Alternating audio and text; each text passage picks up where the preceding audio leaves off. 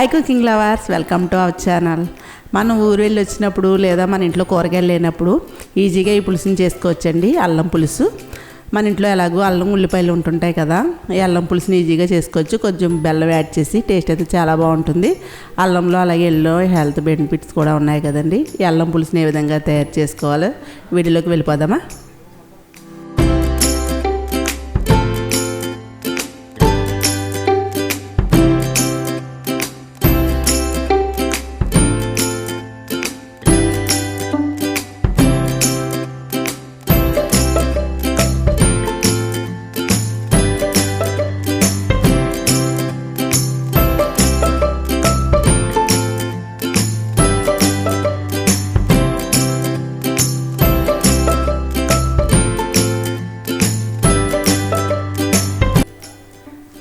అల్లం పులుసు చేయడానికి 2 ఇంచుల అల్లం పై పొట్టు తీసేసి ఇలా పల్చగా ముక్కలు కట్ చేశానండి. అలాగే మీడియం సైజు ఉల్లిపాయలను కూడా పొడవుగా కట్ చేశాను. ముందుగా ఒక మిక్సీ జార్ తీసుకుని ఇందులోకి 2 స్పూన్లు ధనియాలు, 1 టీ స్పూన్ జీలకర్ర, ఇవి 2 కొంచెం మెత్తగా పొడిలా చేయాలి. ఈ విధంగా పొడి అయిన తర్వాత ఇందులోకి అల్లం ముక్కలు, కొద్దిగా ఉల్లిపాయ ముక్కలు వేసి కొంచెం మెత్తగా మిక్సీ పట్టుకోవాలండి. ఇప్పుడు మిగిలిన ఉల్లిపాయలని కొంచెం కోర్సుగా మిక్సీ పట్టుకోవాలి. మొత్తం ఉల్లిపాయలన్నీ ఒకసారి వేసుకోవచ్చండి. ఇప్పుడు ఇందులోకి చింతపండు చిన్న నిమ్మ సైజు తీసుకున్నాను. ఇది నానబెట్టి పులుసు తీసుకోవాలి. పాన్ పెట్టి ఇందులోకి 3 టేబుల్ స్పూన్లు ఆయిల్ వేసి పొట్టు వలిచిన 10 వెల్లుల్లి రేకలు వేసి ఇందులోకి 1/4 టీ స్పూన్ జీలకర్ర, 1/4 టీ స్పూన్ ఆవాలు, 1 ఎండుమిర్చి, 2 రెమ్మల కరివేపాకు, ఇవి దోరగా వేగాలి. ఇందులోకి మిక్సీ పట్టిన అల్లం ఉల్లిపాయ పేస్ట్ ఉంది, ఇది కూడా వేసేసి మీడియం ఫ్లేమ్లో ఈ ఆయిల్లో వేగనివ్వాలి.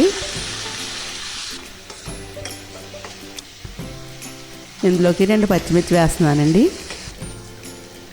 1/4 టీ స్పూన్ పసుపు, 1 టీ స్పూన్ సాల్ట్ వేసి ఆయిల్ తేలే వరకు, గోల్డ్ కలర్ వచ్చే వరకు వేయించాలి. వేగిన తర్వాత 1 టీ స్పూన్ కారం వేయాలి. ఈ కారం కూడా బాగా వేసి కలిపిన తర్వాత ఇలా ఆయిల్ తేలాలండి. వేగిన తర్వాత కొద్దిగా కొత్తిమీర వేసి చింతపండు గుజ్జు, ఇది పెద్ద కప్పు 1.5 కప్పు వచ్చింది. ఈ చింతపండు రసాన్ని వేసేసుకుని ఒకసారి కలుపుకుని ఇందులోకి చిన్న బెల్లం ముక్క వేస్తున్నానండి. బెల్లం అయితే వేయాలండి. అల్లం పులుసుకి బెల్లం వేస్తేనే టేస్ట్ బాగుంటుంది. మూత పెట్టి మీడియం ఫ్లేమ్లో 3 నిమిషాలు మరగనివ్వాలి. అల్లం ఘాటుగా ఉంటుంది కదండి, పచ్చిమిర్చి కానీ కారం కానీ ఎక్కువ వేయకూడదు. 3 నిమిషాల తర్వాత ఈ అల్లం పులుసు మరిగింది. ఇందులోకి కొంచెం కొత్తిమీర వేసేసుకుని స్టవ్ ఆఫ్ చేసేసి సర్వ్ చేసుకోవడమేనండి. అల్లంలో ఎన్నో ప్రయోజనాలు ఉన్నాయి. రొంప దగ్గు వచ్చినప్పుడు, అలాగే మనకి అజీర్ణంగా ఉన్నప్పుడు కూడా ఈ అల్లం పులుసు చేసుకోవచ్చండి. వేడివేడి అన్నంలో ఈ అల్లం పులుసు వేసుకుని తింటే చాలా బాగుంటుంది. ఇందులో కొంచెం బెల్లం కూడా యాడ్ చేసాం కాబట్టి బ్యాలెన్స్డ్గా ఉంటుందండి టేస్ట్. ఈ అల్లం పులుసుని ఒకసారి టేస్ట్ చూసుకోండి.